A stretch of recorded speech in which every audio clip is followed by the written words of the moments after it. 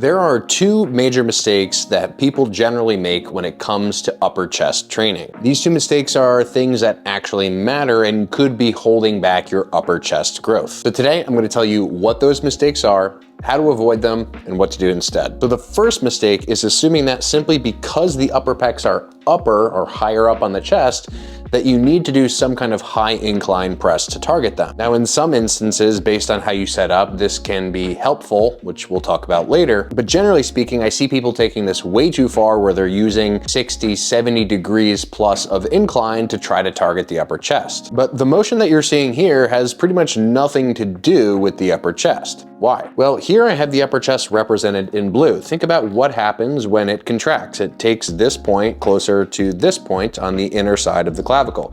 So when it contracts, it basically pulls the arm slightly upward, but actually mostly horizontal. So if we're gonna perform an exercise to target the upper chest, it only needs to be a very, very slight incline, not a significant one. Here's how you'd wanna set up the perfect angle for you and your anatomy using a dumbbell bench press example. Step one, lie down on a flat bench and squeeze your biceps toward your chin. You can literally just palpate where this should be for yourself. Just grab your collarbone, find it, and then work yourself slightly down from there. You'll feel where the upper chest actually is, and then from there you can just drive your biceps like this. And what you'll notice for Frank is that when he does that, the arm just basically ends up very, very slightly above horizontal. So again, step one is just to lie down and find that position for yourself. Step two is adjust the angle so that your arm lines up 90 degrees from the floor. Now, if you're using a machine, you just need to line up your arm with the direction that the machine is pushing you. Step number three, use a slightly wider arm path to lower the weights down and press them back up to where your arms started near your chin. So when you think about it this way, now you can kind of see how a high incline press wouldn't make sense for the upper chest. Because from this position, the upper pecs are basically pulling inward toward the chin, not upward toward the ceiling. The delts and the traps would be the thing to move your arm upward toward the ceiling. All right, so mistake number two is just kind of the flip side of the first mistake. And the mistake is arching the hell out of your back on every single chest movement that you do. Nowadays, it's really common for people to want to get the deepest stretch possible, which is useful in many instances, but when you're trying to target the upper pecs, this can go really poorly. Why? Well, look at it this way. If I find the perfect arm position to train my upper chest,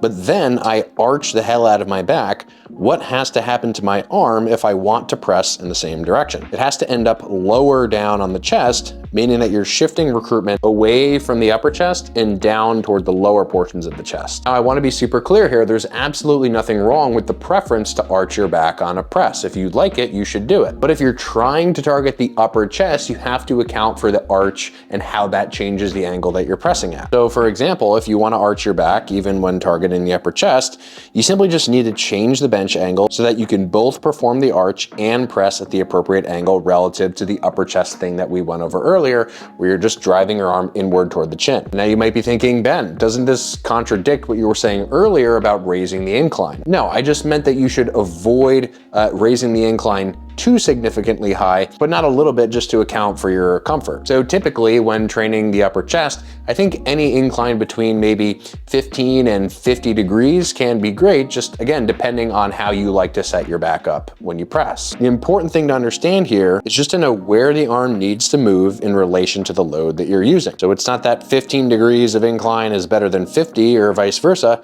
It's just that you need to use the principle we discussed earlier about setting up your arm path appropriately in each pressing scenario. So ultimately, both of these mistakes are rooted in not understanding how the force of the exercise needs to relate to your upper arm. Once you have that perfect arm path set for your comfort and your connection with your upper pec, just reverse action where the resistance needs to be from there, and you'll have a bunch of awesome exercises for the upper chest. If you're still watching at this point in the video, make sure you like and subscribe, and please check out the links in the description if you want to learn more from me. See you all in the next one.